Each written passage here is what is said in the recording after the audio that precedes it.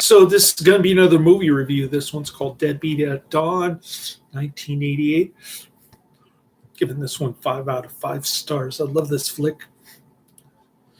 If you like combat shot, you're going to love this one. The movie poster says he quit the gangs. They killed his girl. He became Deadbeat at Dawn. A film by Jim Van Beeter. This guy's like a kung fu no budget guy who writes, directs, and stars in his own film. His very first film, 1988 action film written and directed by Jim Van Bieber and starring Paul Harper, Megan Murphy, and Mark Pittman. Never heard of any of these people. The film depicts a street gang leader setting out for revenge against a rival street gang. It was filmed in Dayton, Ohio. Dayton, Ohio looks pretty grimy.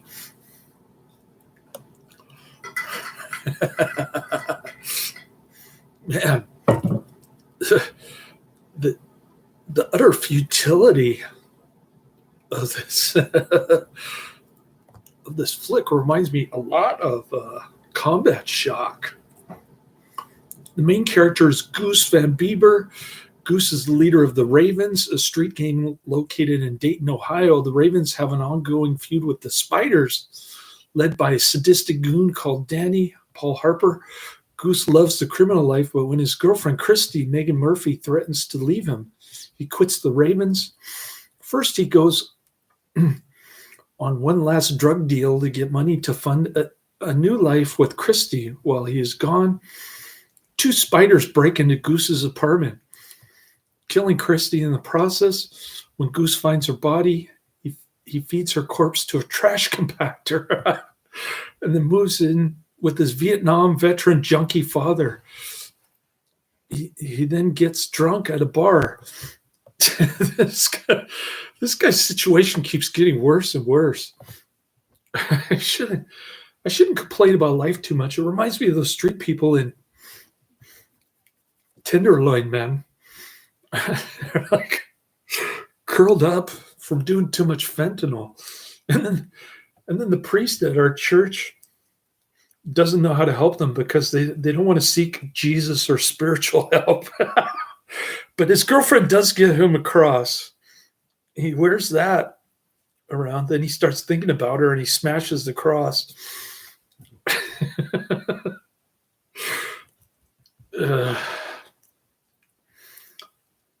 Release date November 18th, 1988, Dayton, Ohio. Running time 81 minutes. The Netflix DVD says 2 hours, 20 minutes. So I don't know what version I saw, but apparently there's more than one disc on the Dark Sky Films collection, I guess. It says disc 1 on the Netflix sleeve and the DVD itself. I'll show you the DVD. It looks pretty cool. DVD. A nice looking DVD there. This Jim Van Bieber, before he started, his body started deteriorating from smoking too many cigarettes. I never even heard of this guy, but cool director. He wanted to make an anti-hero, not like Steven Seagal, or he said in the bonus features that he didn't want to be like Steven Seagal or Chuck Norris, shoving the drug dealer's face in the mirror, that kind of thing. He wanted to be like an anti-hero, which made the movie even more grim. Here's Deadfall. This is next up. I got to take my son to Batman class. He's got a 2-day vacation. with me this weekend. And his mother signed him up for badminton class in San Carlos, but it only gets a 1.5 rating on Google. When I looked up the driving directions, I noticed that it only had a 1.5 rating on Google.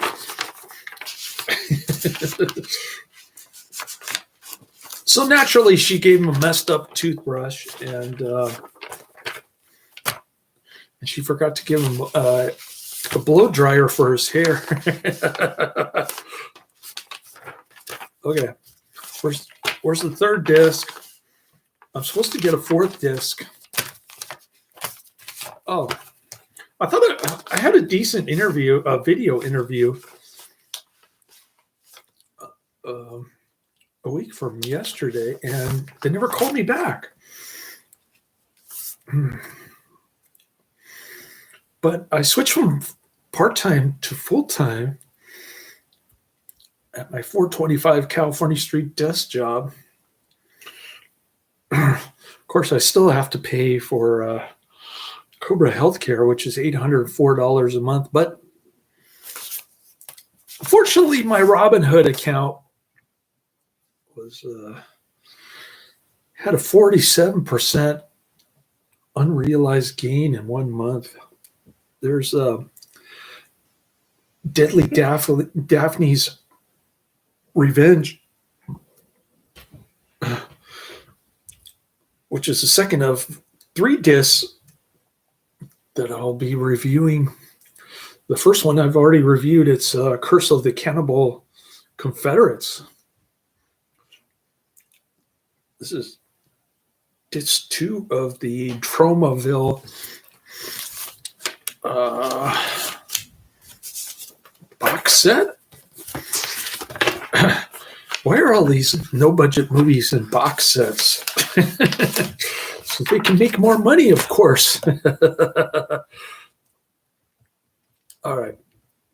The Ravens organize a hit, and they coerce Goose into joining them in a plot to steal $100,000 cash from the federal government.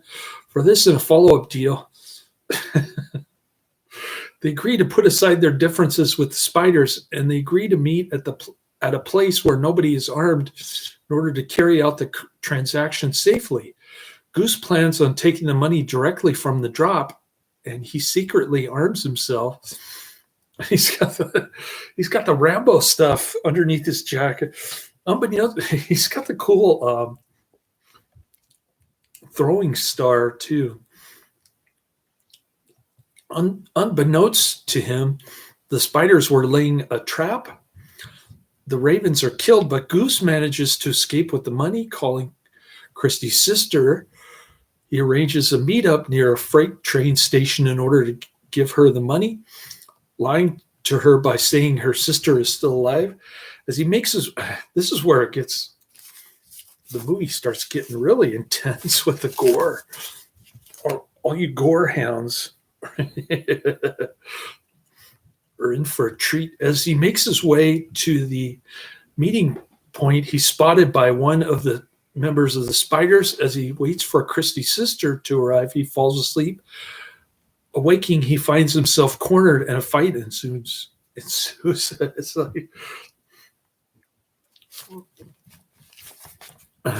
like the scene from it's like he ripped off the scene from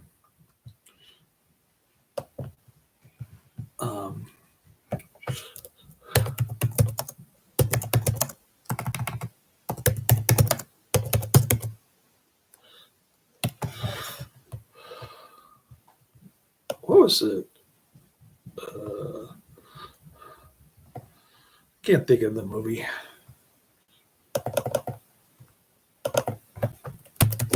Charles Bronson.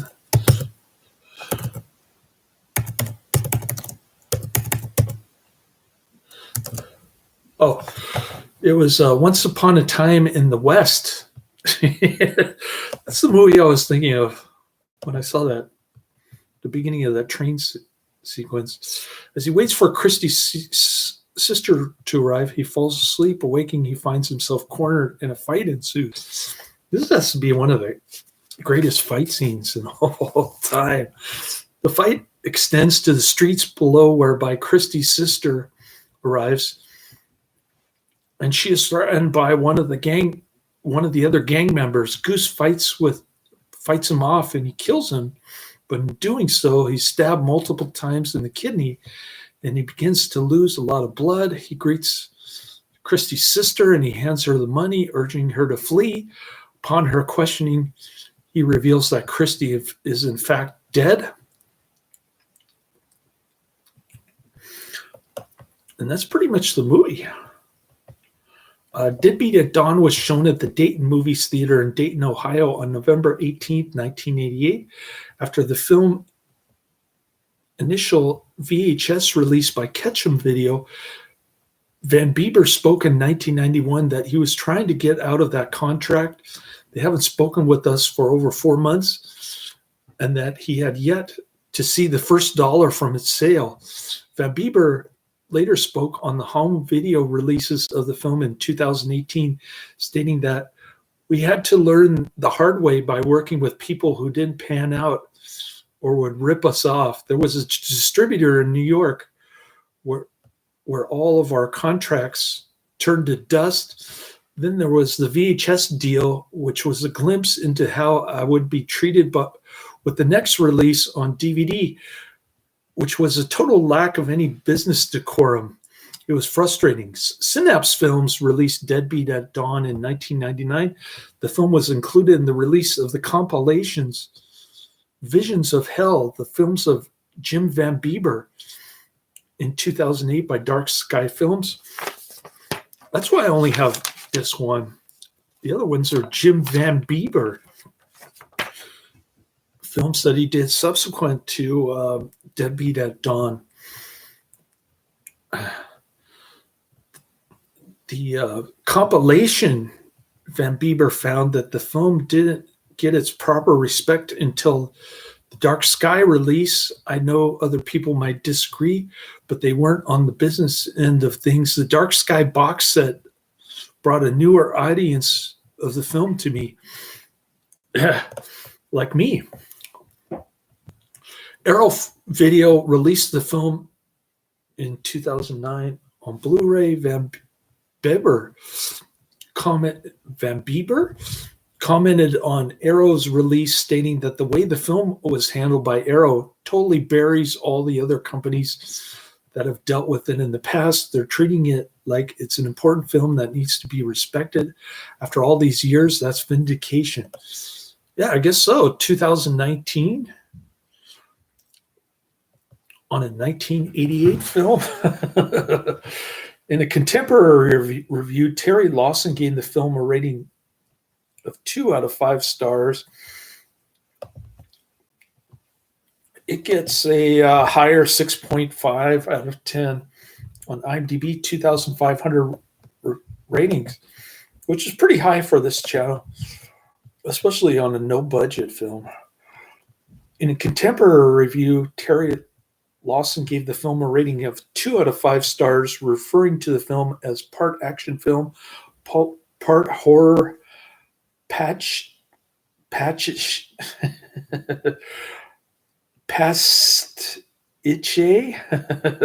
part home movie, and all pure raw energy, stating it was garish, violent, and purposely absurd little action thriller, which had about twice the impact of most films of its kind, whatever that kind might be. I don't know. Combat Shock was decent.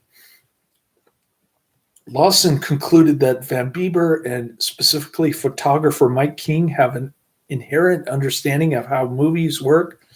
Deadbeat at Dawn may be crude and silly and even incoherent at times, but it has an undeniable vitality and a snotty sense of style. It is never dull. From retrospective reviews, Nick Pinkerton of Sight and Sound described the film as an incredible no-budget, mend-and-make ingenuity that was as kinetic, visceral, and palpably dangerous as anything then coming out of Hong Kong.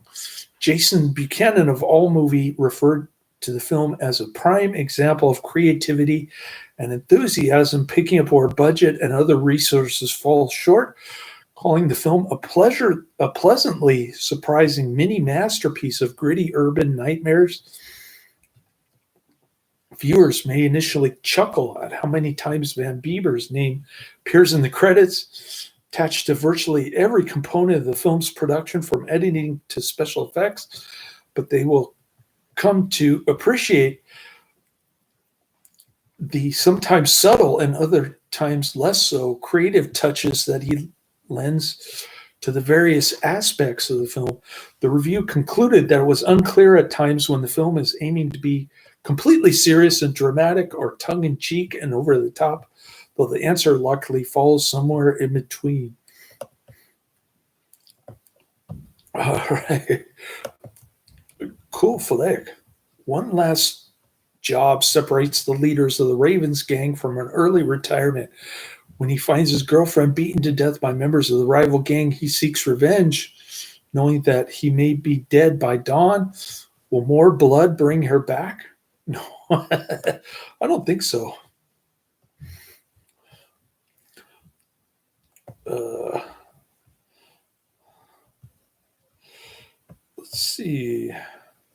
I saw a pretty good review on IMDb. There are 42 user reviews on IMDb.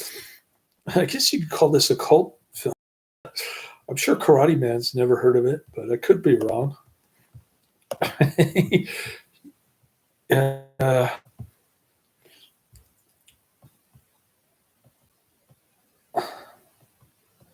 Van Bieber's, here it is, inspirational white trash masterpiece. This is Young Vagabond. February 16, 2005 on IMDb. This film could change your life. A friend introduced me to this movie a couple weeks ago, and not a conscious hour has gone by that I have not thought of it.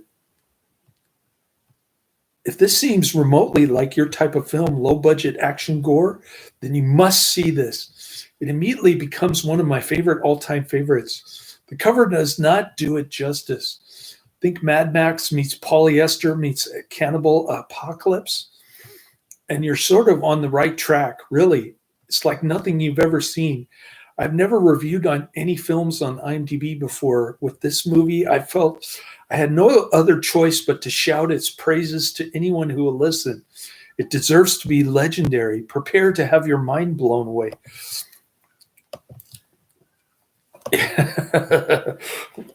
Yeah. Highly recommended. Check it out. I couldn't have said that better myself. And Karate Man's probably going to ignore my review.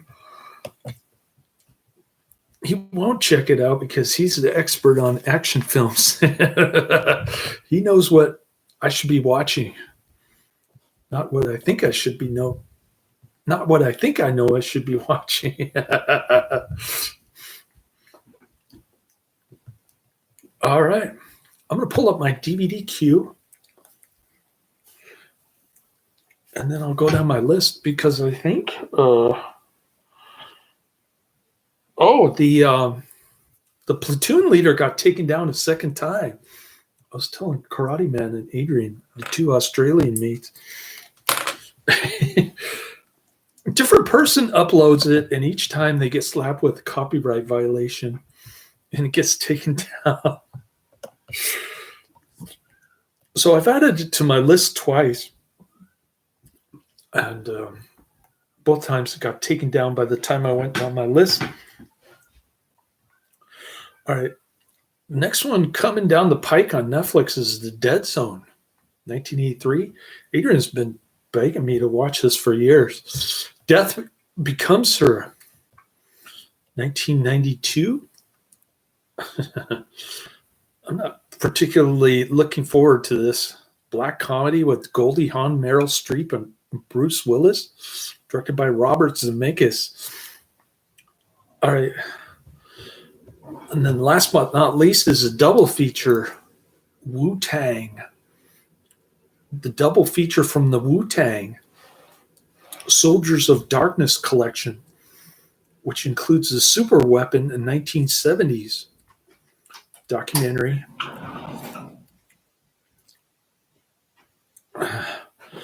that highlights various fighting styles and features Black martial arts master Ron Van Cleef, aka Black Dragon.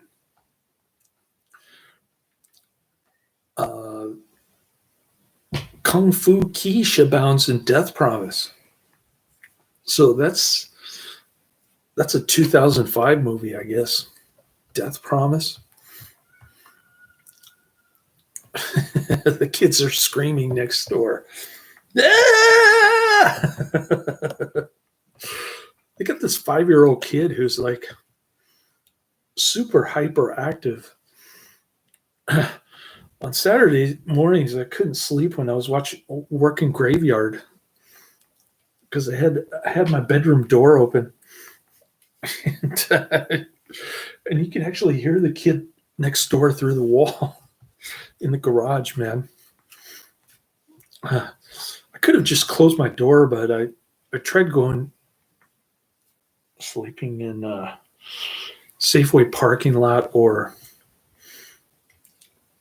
on the street curb, and I couldn't sleep because that stupid valet attendant parking job was throwing off my sleep schedule to the point where I was either dead tired or I couldn't go back to sleep. All right, Deadbeat at Dawn gets 5 out of 5 stars. Highly recommended. Check it out. And hopefully Jeff Jaffe and Adrian will at least check this one out. Maybe Adrian already knows about it. I don't know. I don't think Karate Man knows about this. But perhaps NASA's Genre Cult knows about it. I'm thinking Adrian, NASA, Genre Cult know about this. Jeff Jaffe will probably check it out. And Karate Man probably skip this one. I'm guessing. All right. Well, he wants to go to Burger King on weekdays, and we've been hiking at the Sawyer Camp Trail. We haven't gone the other way yet, towards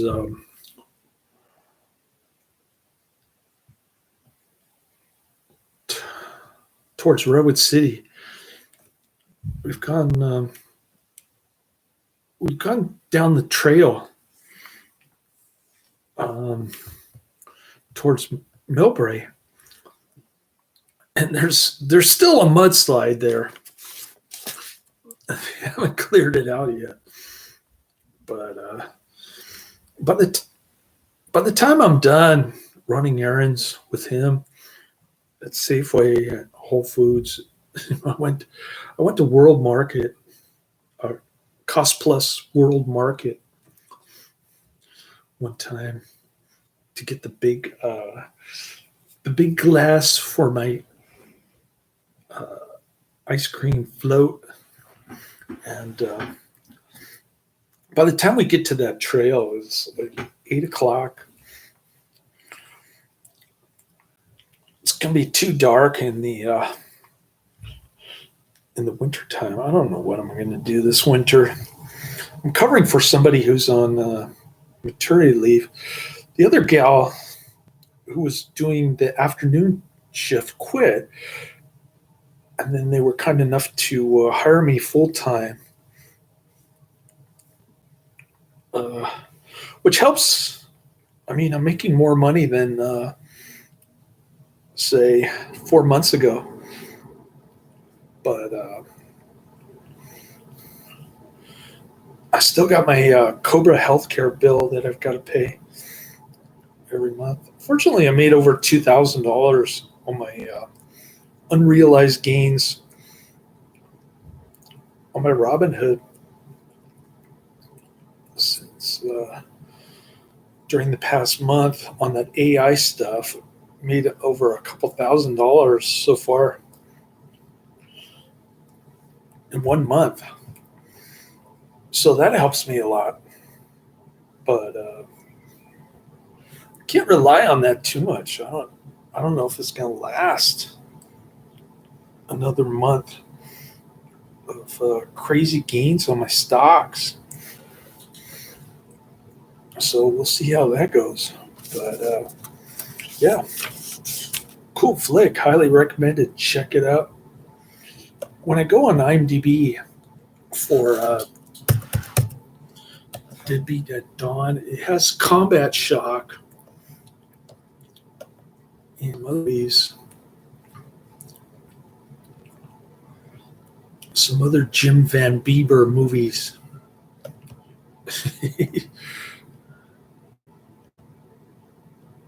I like the Mark Pittman character, the Bone Crusher. So the other Van Bieber movies are the Manson Family, My Sweet Satan, Gator Green, and those are three of the movies under More Like This, and then the third one is Combat Shock. I love Combat Shock on this channel. The director's cut, of course. I have to get the director's cut of Combat Shock. I would say get this one and Combat Shock director's cut. Laters.